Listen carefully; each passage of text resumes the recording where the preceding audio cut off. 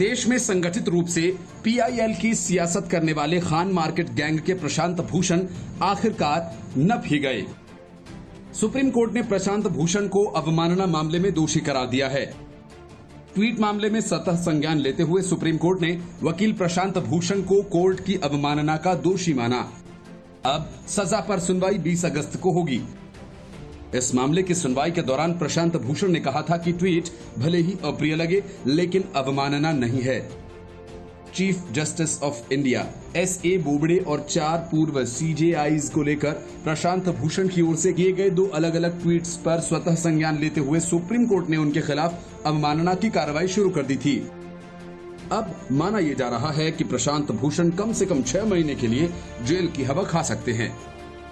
इस मामले में प्रशांत भूषण को सजा या जुर्माना दोनों ही हो सकती है।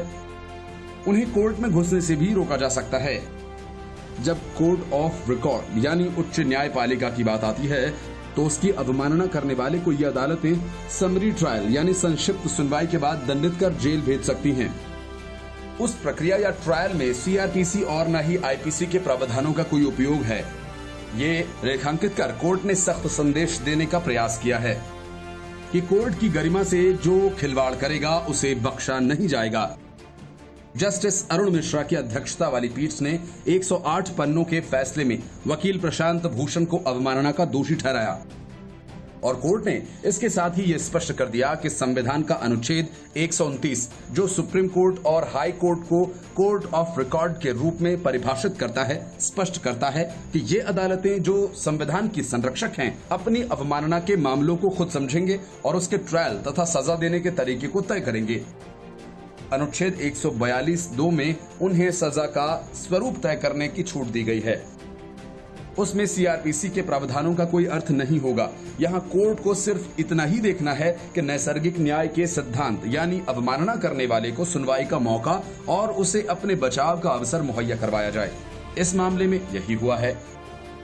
कोर्ट ने कहा कि अवमानना कानूनी 1971 सिर्फ कोर्ट नोटिस के जारी करने के बारे में ही बताता है। साथ ही कोर्ट को अपनी अवमानना के मामले में स्वतः संज्ञान के आधार पर या किसी की शिकायत के आधार पर लिए गए संज्ञान में अटॉर्नी जनरल की अनुमति लेने की जरूरत नहीं है। अवमानना रूल 3 में स्पष्ट है कि कोर्ट द्वारा अवमानना कार्यवाही स्वतः संज्ञान के आधार पर शुरू की जा सकती है। सोशल मीडिया प्लेटफॉर्म के जबरदस्त चलन और उसके लगभग हर नागरिकों तक पहुंचने जहां इसे लोकप्रिय बनाया है, वहीं इसे कानूनी दायरे में भी बहुत अंदर तक ला दिया है। यही वजह है कि वकील के 2 ट्वीट जो लॉकडाउन के दौरान किए गए थे लगभग हर वर्ग तक पहुंचे और जिस तक नहीं पहुंचे उन तक अगले दिन उन्हें अखबारों ने पहुंचा दिया। भूषण का दूसरा ट्वीट जो कोर्ट को महामारी के कारण लॉकडाउन में बंद रखने पर आपातकाल से तुलना कर रहा था, अखबारों ने इसे छापा था।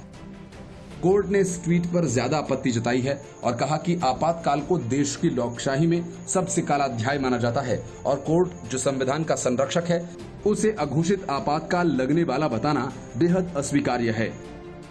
कोर्ट ने कहा कि विडंबना यह है कि लॉकडाउन के दौरान ये व्यक्ति वीडियो कॉन्फ्रेंसिंग के जरिए कोर्ट में पेश भी होता रहा है और राहतें भी लेता रहा। Report news of India.